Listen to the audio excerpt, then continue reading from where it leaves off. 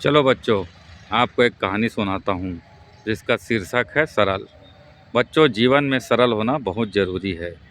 एक मंदिर में एक पुजारी कई वर्षों से भगवान की पूजा पाठ किया करते थे। एक युवक जिसका अपना कोई नहीं था, प्रतिदिन मंदिर में आता व जो प्रसाद मिलता उसी को खाकर संतुष्ट रहता।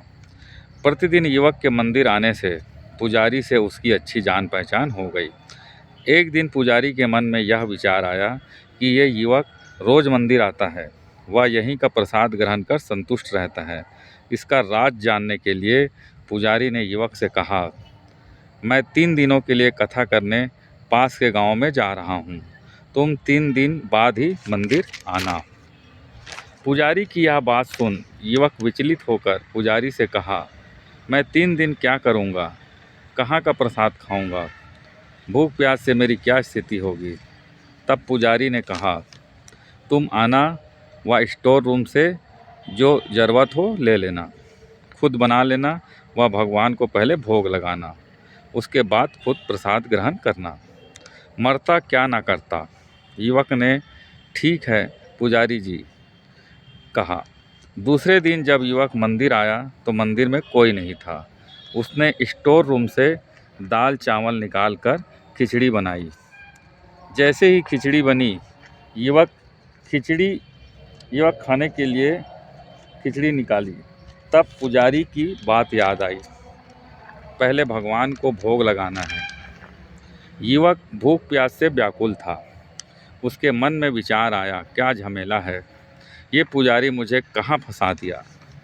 चलो पुजारी जी बोले हैं तो भोग लगा ही लेता हूँ। एक दोने में खिचड़ी निकालकर भगवान के पास रखा। वह बोला, प्रभु जल्दी आइए, ये खिचड़ी ग्रहण कीजिए। जब तक आप नहीं ग्रहण करेंगे मैं खिचड़ी नहीं खा पाऊँगा। जोरों की भूख लगी है।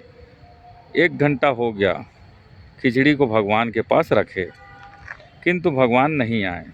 युवक खिन्न होकर बोले, प्रभु जल्दी आइए, अब मुझसे बिल्कुल रहा नहीं जा रहा है। आप आएंगे तो आपसे शिकायत करूँगा, बहुत शिकायत है। इतना कहते ही तुरंत भगवान प्रकट हुए और बोले, हे बालक, मुझे भी बहुत भूख लगी है, जल्दी खिचड़ी दो। भगवान को देखकर युवक बोला, प्रभु आप निर्दयी हो, आप निष्ठुर हो। मैं भूख से व्याकुल हो रहा हूँ और आप 1 घंटे के बाद आ रहे हैं। प्रभु को हुक्म देते हुए, जल्दी आप खिचड़ी ग्रहण करें, तब मैं खाऊंगा। यह सब दृश्य व वाक्य पुजारी सुन रहे थे। जैसे ही पुजारी उस युवक के पास आते, वैसे ही भगवान अंतर ध्यान हो गए। पुजारी ने युवक से पूछा, क्या बनाए हो? वह भगवान को भोग लगाया कि नहीं? युवक बोला, पुजारी जी खिचड़ी बनाया था, वह भगवान को भोग लगाया हूँ। भगवान 1 घंटा विलंब से आए, तब तक उनकी प्रतीक्षा किया।